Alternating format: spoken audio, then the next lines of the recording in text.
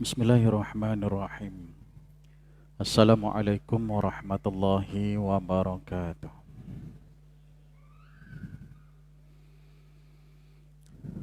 Alhamdulillahi rabbil alamin.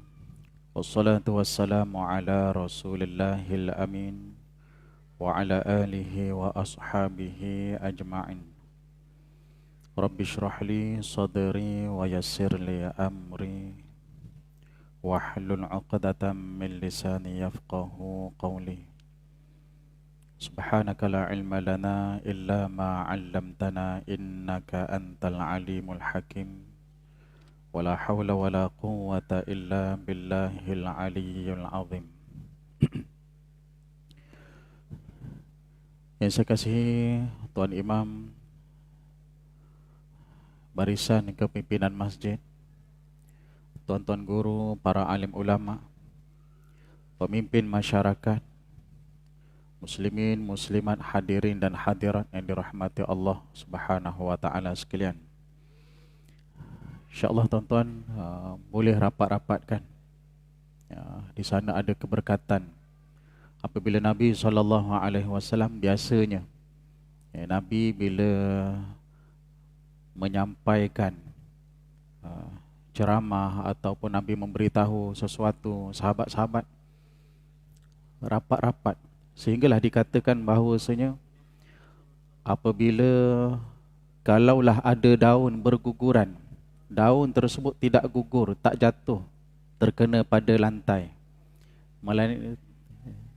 melainkan jatuh di atas riba-riba para sahabat. Jadi kalau kita laksanakan, kita dapat, kita mengikut sunnah Nabi SAW. Tuan-tuan muslimin, muslimat yang dirahmati Allah Subhanahu wa taala sekalian. InsyaAllah pada malam ini, sebelum saya berkongsi dengan tuan-tuan berkaitan dengan perbincangan kita, berkaitan dengan beriman kepada hari akhirat, suka untuk saya berkongsi sebagai motivasi bagi kita bersama, iaitu sunnah Nabi SAW. Dua perkara yang saya nak kongsikan berkaitan dengan sunnah hadir ke masjid. Sunnah hadir ke masjid.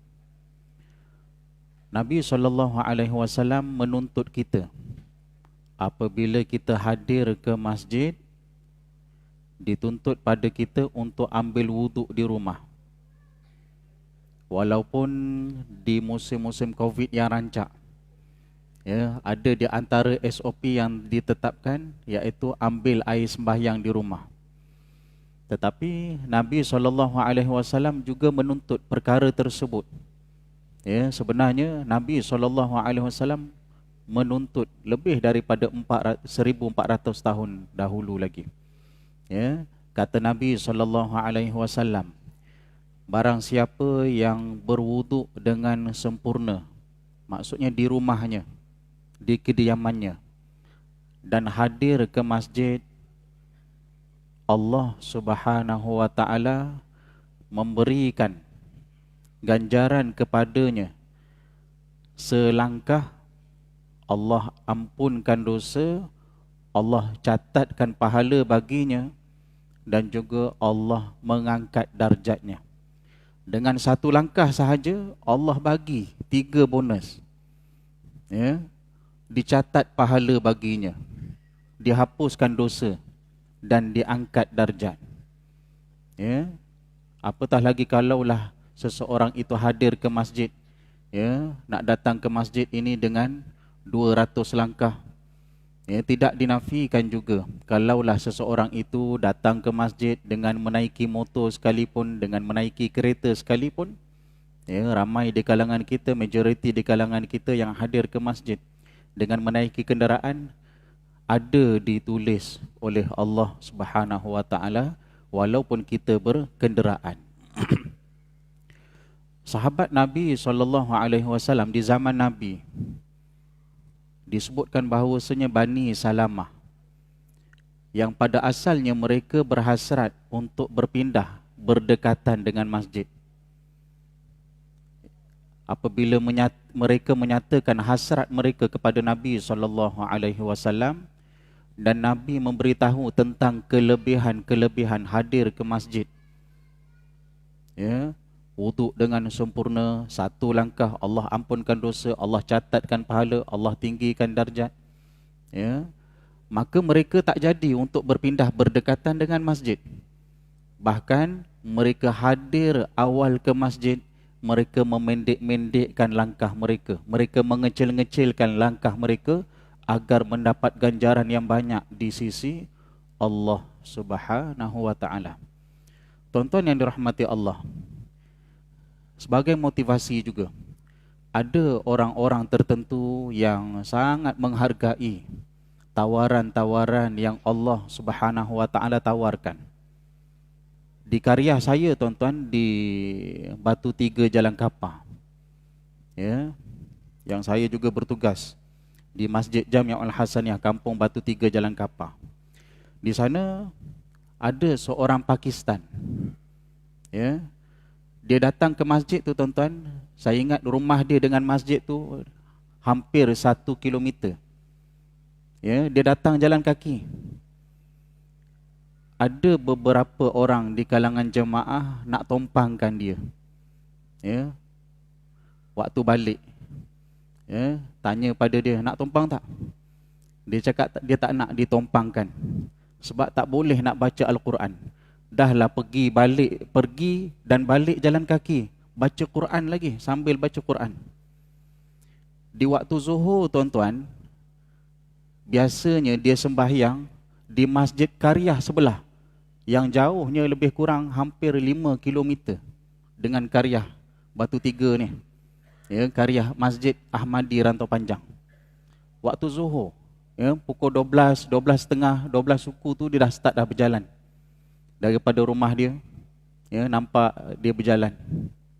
Orangnya berumur lebih kurang sekitar 50 lebih, 60 macam itulah. Ya, tetapi dia sangat menghargai, nak sangat meraih ganjaran yang Allah Subhanahu wa taala tawarkan. Ya, dengan berjalan kaki sambil baca Al-Quran. Ya, jadi cerita sebegini, tuan-tuan, dengan contoh-contoh sebegini seharusnya menjadi bagi motivasi bagi kita untuk kita mengamalkan sunnah Nabi SAW.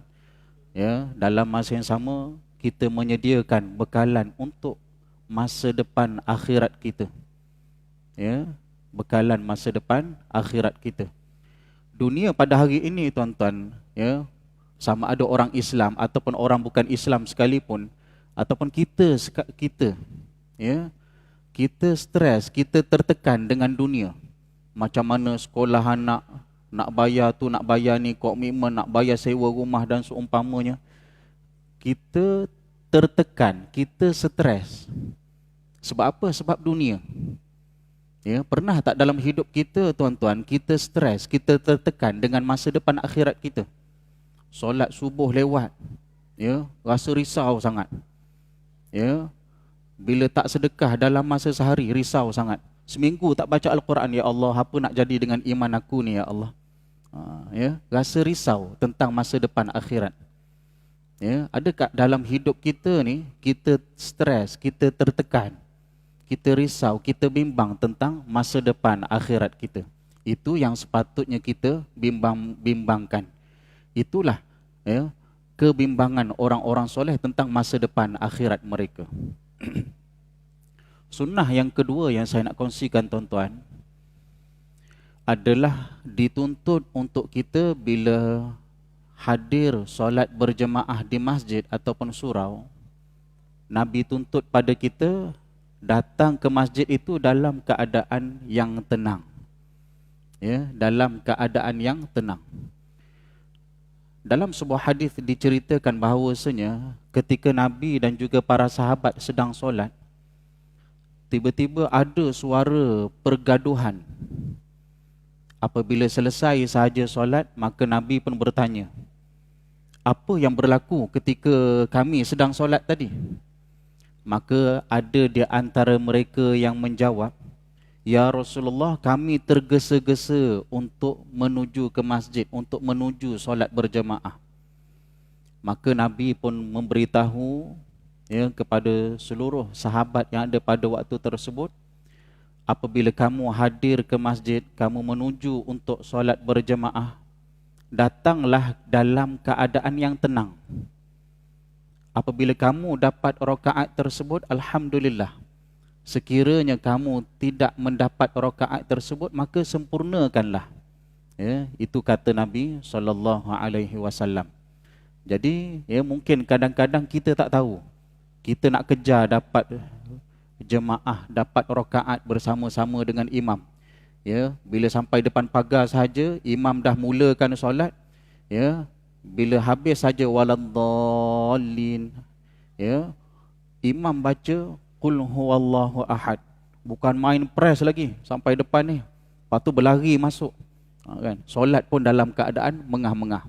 Jadi itu tak sepatutnya. Bila kita tahu pesanan Nabi SAW ini, kita datanglah dalam keadaan yang tenang.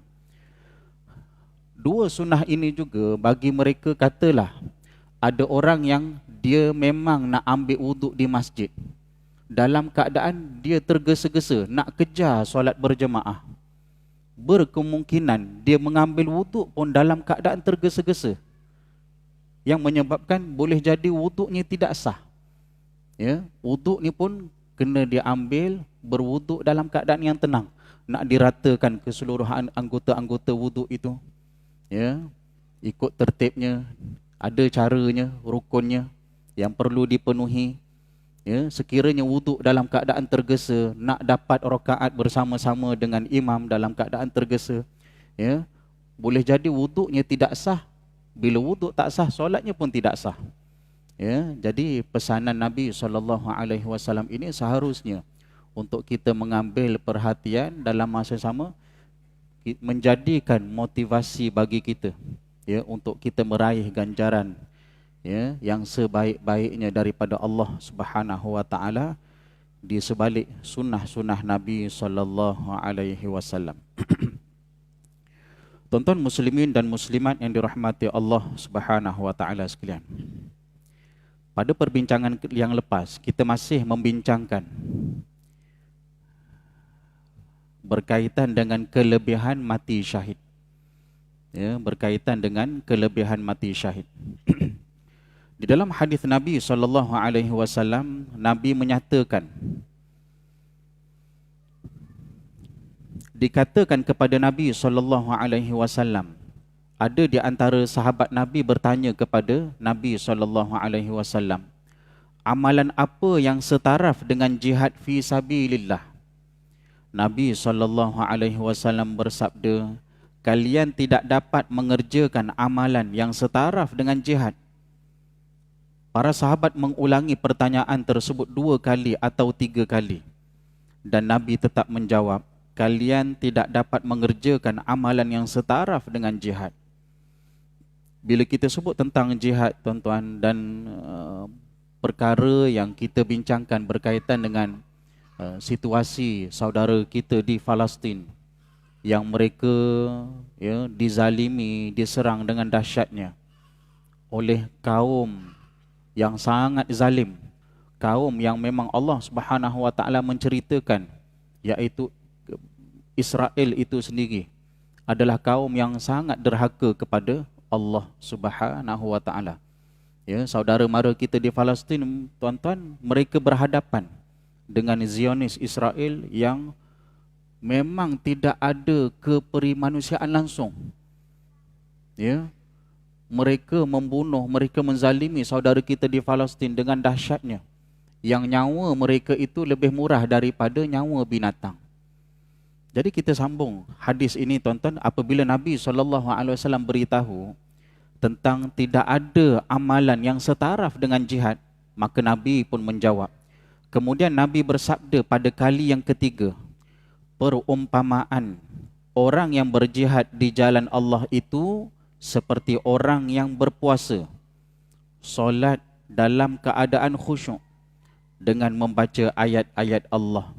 Dia tidak berhenti dari puasa dan solatnya sehinggalah orang yang berjihad di jalan Allah itu kembali. Situasi di Palestin, tuan-tuan. Masuk hari ini, tuan-tuan, Israel telah memerangi, menzalimi saudara kita di Palestin itu dengan dahsyatnya, yang pada hari ini telah masuk hari ke-120. Ya, yang telah memasuki hari ke-120. Ditambah pula dengan di Palestin ataupun negara Arab, tuan-tuan, sekarang musim sejuk. Rumah mereka hancur dah. Mereka duduk dekat kemah-kemah yang di alas ataupun bumbungnya itu plastik-plastik saja. Ya, ada yang canvas, ada yang plastik. Kena ribut sikit habis. Ya, dalam keadaan banyak juga saya tengok gambar-gambar yang dipaparkan. Anak-anak kecil tidur dalam keadaan musim sejuk, ya, dalam keadaan lecak. Ada tempat-tempat yang banjir, tuan-tuan. Bila musim sejuk ni, tuan-tuan, di negara Arab, musim sejuk ni dia ada hujan. Musim panas tak ada hujan langsung. Ya, takkan ada hujan langsung sekitar 3 ke 4 bulan ataupun kadang-kadang 5 bulan tak ada hujan langsung di negara Arab. Ya, pengalaman saya belajar di Mesir, tuan-tuan. Ya, kalau musim panas tu, ya, 3 bulan ke 5 bulan tu tak ada hujan langsung. Tetapi hujan ada ketika musim sejuk saja. Permulaan musim sejuk dan nak habis musim sejuk, dia akan hujan. Ya. Tetapi itulah yang dialami oleh saudara mara kita di Palestin dalam masa yang sama. Bantuan-bantuan kepada mereka yang diberikan, yang disumbangkan oleh dunia pada hari ini. Di seluruh dunia banyak orang sumbang. Ya. Lebih 15,000 lori yang beratur di sempadan, ya, antara Mesir dan juga Gaza itu, di sempadan Rafah. Tak boleh masuk sebab disekat oleh Israel. Ya, sehinggalah mereka ada yang di kalangan mereka yang kebuluran, ada yang mati disebabkan kelaparan. Ya, sampai macam tu sekali. Saya nak cerita tentang perkara ini, tuan-tuan, supaya kita tak lupa. Ya, supaya walaupun dalam tempoh dah lama saudara mara kita di Palestin, lebih daripada 100 hari dah mereka dizalimi, ya, kita ni lama-lama macam tak rasa apa-apa dah. Ya, ada di kalangan orang Islam sebelum ini boikot, ya, produk-produk Israel, ya, produk-produk restoran-restoran yang ada rangkaiannya dengan Amerika dan juga Israel, ya, pada hari ini mereka rasa macam tak ada apa-apa dah. Tak perlu dah untuk boikot. Tak perlu dah untuk mendoakan, tak perlu dah untuk peduli. Ya. Jadi dalam masa yang sama saudara kita di Palestin terus dizalimi, bahkan makin teruk, tuan-tuan. Ya, makin teruk mereka dizalimi. Ya, diserang. Bahkan tidak ada tempat selamat di Gaza itu sendiri. Kawasan-kawasan penempatan sementara, kawasan pelarian yang dikatakan kawasan pelarian pun diserang juga. Ya. Itu yang berlaku. Jadi, tuan-tuan muslimin dan muslimat yang dirahmati Allah sekalian, bila Nabi SAW memberitahu perumpamaan orang yang berjihad di jalan Allah Subhanahu Wa Taala itu dalam tempoh mereka berjihad, ya, kalau saudara kita di Palestin yang mereka itu katalah tentera Al-Qassam ataupun tentera-tentera yang lain, ya, lebih daripada 15 tentera. Kalau Al-Qassam ni memang tentera yang hebat, tuan-tuan. Ya, kebanyakan mereka hafal Al-Quran. Ya, nak masuk ataupun nak sertai tentera Al-Qassam bukan sesuatu perkara yang mudah. Nak naik pangkat, ya, dia kena hafal Quran 30 juzuk.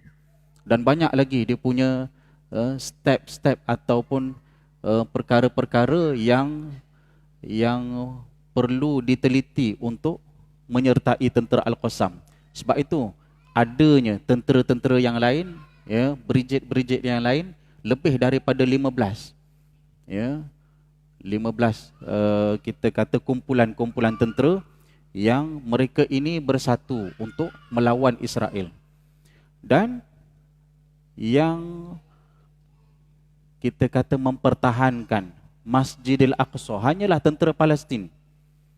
Tak ada pun tentera-tentera yang lain daripada negara lain sekalipun, walaupun seorang, tak ada.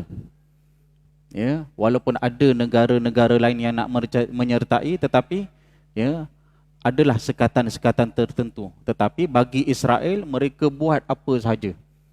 Ya, mereka buat apa sahaja. Lebih daripada 10 negara menyertai. Ya, bersama-sama join, turut serta menjadi tentera Israel, bantu Israel untuk serang saudara kita di Gaza itu sendiri. Jadi tuan-tuan yang dirahmati Allah, bagi mereka yang berperang secara langsung dalam tempoh peperangan ya, lebih daripada 100 hari, kata Nabi SAW, orang yang berjihad di jalan Allah itu ya, mereka dapat ganjaran seperti berpuasa, solat dalam keadaan yang khusyuk ya, dalam tempoh tersebut, sehinggalah habis perang, sehinggalah mereka pulang ya, kata Nabi SAW. Dan diriwayatkan daripada Sayyidina Abdullah bin Umar radhiyallahu anhu katanya, inna afdalul amal ba'da salati al-jihadu fi sabilillah. Sesungguhnya seutama-tama amal sesudah solat adalah jihad di jalan Allah Subhanahu wa taala. Keutamaan dalam ibadah. Ibadah yang paling utama ya, sebaik-baik ibadah adalah solat. Ya, tetapi jihadlah yang kedua. Ya, lepas solat, jihad adalah suatu perkara yang utama. Tuan-tuan muslimin dan muslimat yang dirahmati Allah Subhanahu wa taala sekalian. Katalah kita tidak berada dalam situasi jihad sekalipun. Maksudnya jihad peperangan. Ya. Dalam hidup kita, kita pun boleh melakukan jihad. Ya. Ada di kalangan orang-orang yang berjihad melalui ya, dia keluar berdakwah. Ya. Di masjid saya ada ya, satu jemaah baru sahaja pulang daripada Aceh. Ya, daripada Aceh. Jadi itu pun suatu jihad bagi mereka. Ya, tinggalkan anak bini. Ya, dia punya ketua tu anak 9 orang ditinggalkan. Ya, maksudnya keluar tu 40 hari, ada yang keluar setahun. Ya, itu pun jihad bagi mereka. Ya, jihad bagi mereka. Dalam masa yang sama, Nabi juga menyatakan bahawasanya melawan hawa nafsu juga dikira sebagai jihad. Ya, melawan hawa nafsu juga dikira sebagai jihad. Ya, dalam hidup kita ni macam-macam keinginan kita yang Allah Subhanahu wa taala larang, yang itulah yang perlu kita kawal diri kita. Ya, itu juga dikira sebagai jihad. Tuan-tuan yang duduk sini pun, ya, duduk dalam majlis ilmu pun dikira sebagai jihad. Ya, duduk dalam majlis ilmu pun dikira sebagai jihad sehinggalah tuan-tuan balik. Ya, cumanya kalau dalam situasi jihad peperangan, jihad melawan penceroboh, penjajah yang masuk, ya, seperti mana di Palestin ataupun ulama-ulama, pejuang-pejuang kemerdekaan terdahulu, itu lebih besar lagi ganjarannya. Tetapi dalam masa yang sama, Allah Subhanahu wa taala ya, tidak membiarkan mereka itu dalam keadaan mereka tak dapat ganjaran jihad sekiranya mereka tak terbunuh. Ya. Sebab bila seseorang itu terbunuh, ya, itu dikira ataupun seseorang itu dianugerahkan mati syahid. Tetapi dalam masa yang sama, ya, kita juga boleh untuk berniat mati syahid.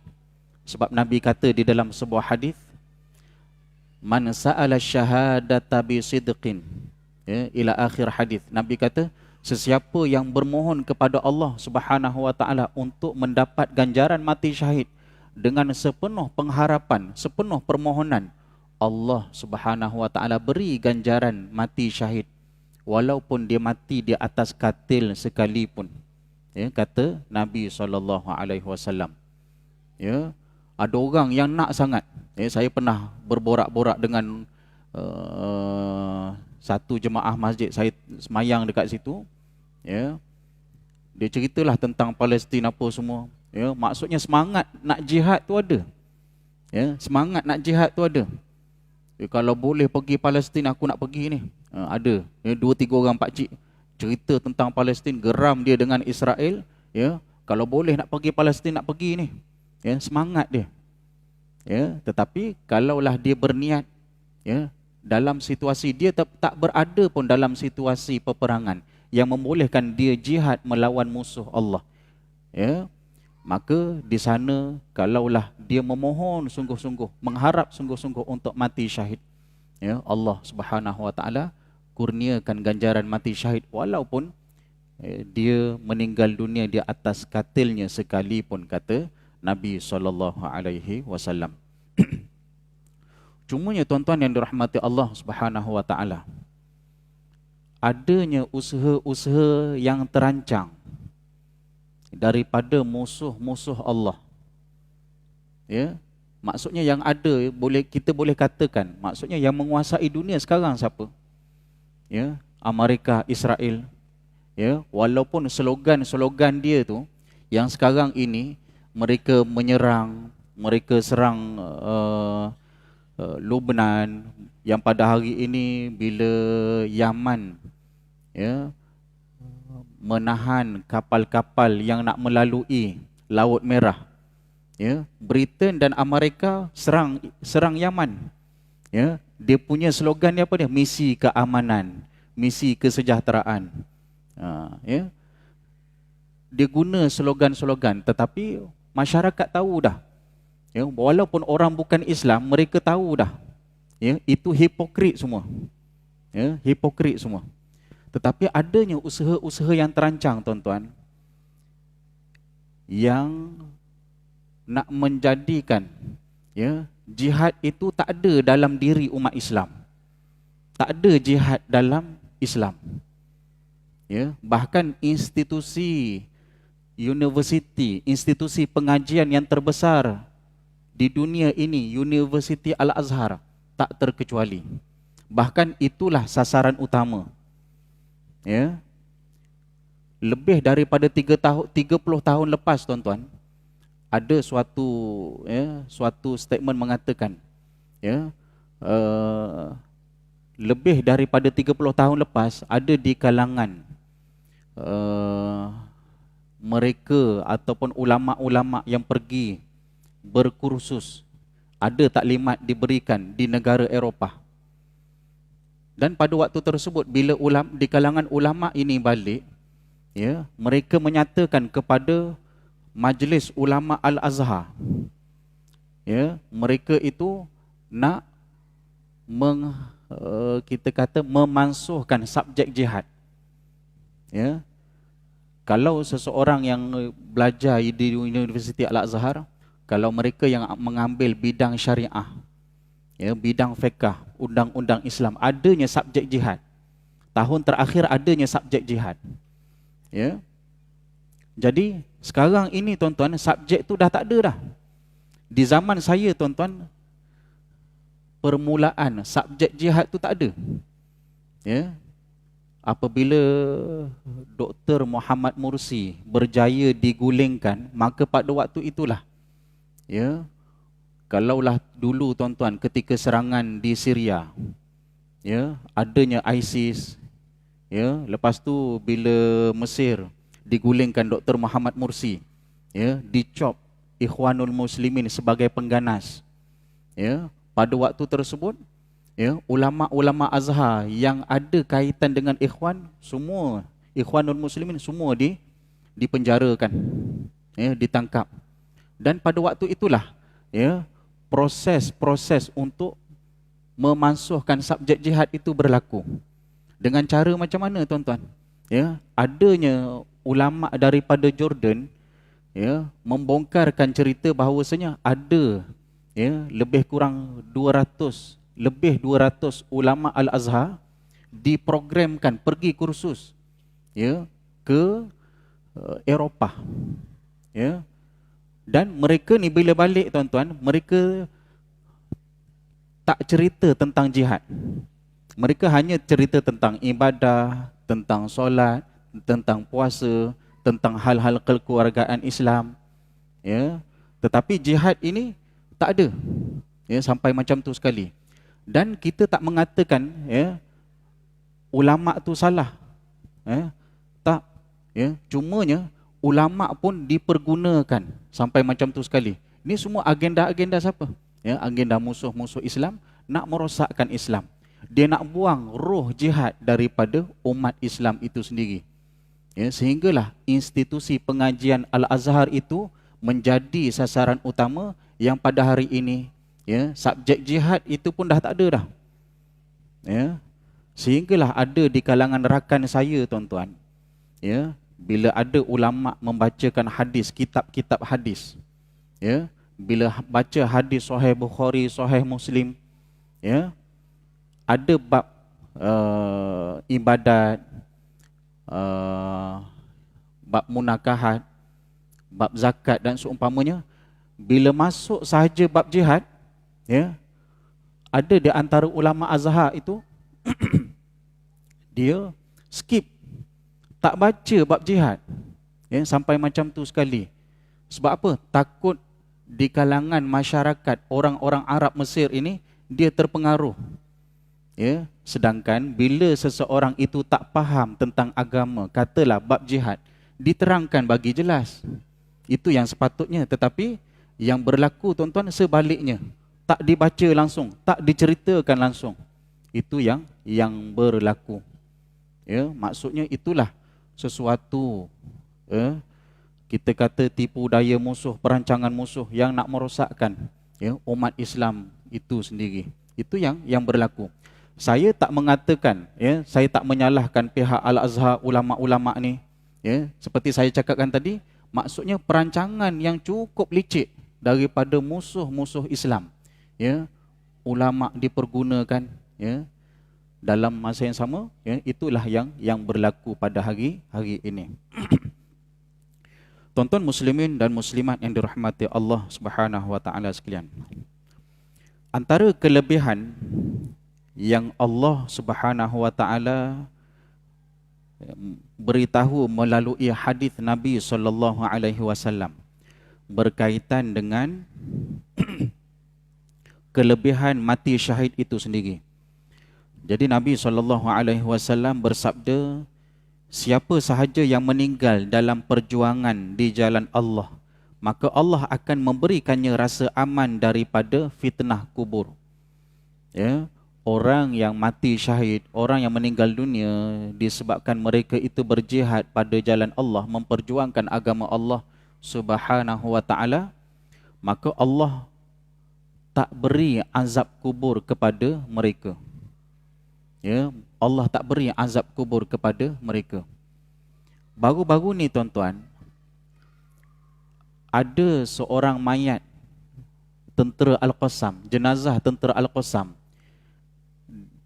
Dia baru dikebumikan selepas 42 hari meninggal dunia. Ya, 42 hari meninggal dunia. Tetapi mayatnya itu, tuan-tuan, muka dia pucat sikit je. Muka dia pucat sikit je. Badan dia, kaki dia semua cantik lagi. Ya, padahal dah 42 hari. Ya. Saya nak cerita sikit di tempat saya, tuan-tuan. Ya, ni tempat saya tak ceritalah dekat mana, di Kelang. Bila ada rakan saya maklumkan pada saya ada seorang warga emas ni meninggal dunia, ditinggalkan oleh anaknya. Ya, bila dia makin uzur, anak dia makin tinggalkan.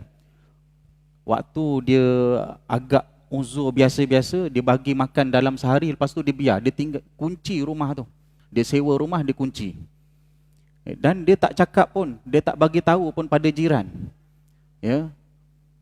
Jadi dalam tempoh pak cik ni makin uzur, anak tu kadang-kadang 2-3 hari baru datang bagi makanan.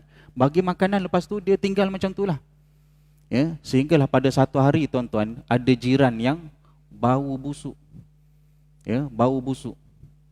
Ya, anak dia lebih daripada seminggu dah tak datang.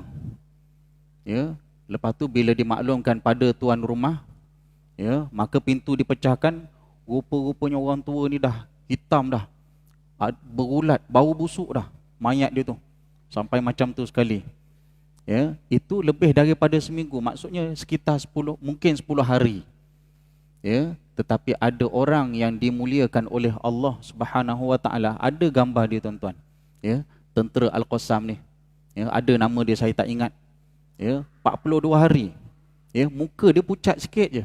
Tetapi tangan dia, kaki dia semua cantik lagi. Ya, macam orang baru meninggal sehari 2 hari je. Ya, itu antara kemuliaan orang yang mati syahid, ya, mudah-mudahan. Tuan-tuan muslimin dan muslimat yang dirahmati Allah Subhanahu wa taala sekalian, saya kira sekadar itulah ya perkongsian pada malam ini. Ya, saya pun tidak berhasrat untuk memanjangkan kuliah pada malam ini, ya, disebabkan sekarang ini masuk isyaknya agak lewat. Dalam masa sama saya juga dimaklumkan ada di kalangan AJK masjid ini yang akan bermesyuarat selepas daripada ini. Ya, mudah-mudahan sedikit perkongsian ini memberikan manfaat kepada kita dan mudah-mudahan ada nilai tambah dalam ibadah kita, dalam kita melaksanakan ketaatan kepada Allah Subhanahu wa taala. Jadi saya kira sekadar itu, yang baik itu daripada Allah, yang lemah, yang kurang itu daripada diri saya sendiri. Saya mohon maaf sekiranya ada terkasar bahasa, ada perkara-perkara yang saya sebutkan ini kurang sedap didengar ataupun kurang sesuai.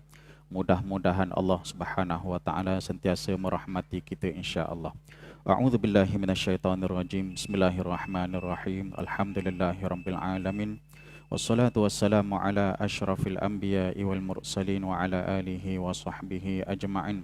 Allahumma ghanina bil ilmi, ya Allah kayakanlah kami dengan ilmu, wa zayyina bil hilmi, hiasilah diri kami dengan keindahan budi pekerti, wa akrimna bit taqwa, muliakanlah kami dengan ketakwaan, wa jamilna bil afiyah, dan perelokkanlah kami dengan nikmat kesehatan. Allahumma kfina bi halalika an haramik, ya Allah cukupkanlah kami dengan yang halal dan jauhkanlah kami daripada yang haram. Wa aghnina bi fadlika amman siwak, dan cukupkanlah kami dengan kurniaanmu hingga tidak bergantung melainkan hanya padamu ya Allah. Allah mansur ikhwanana al-muslimina fi Filistin, ya Allah bantulah saudara kami di Palestin, berilah kekuatan kepada mereka, berilah kemenangan kepada mereka ya Allah. Kau binasakanlah musuh-musuh mereka ya Allah, khususnya Zionis Israel dan juga sekutunya ya Allah.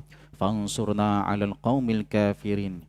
Wa sallallahu ala sayyidina Muhammad walhamdulillahi rabbil alamin. Taqabbalallahu minkum. Sekian, assalamualaikum warahmatullahi wabarakatuh.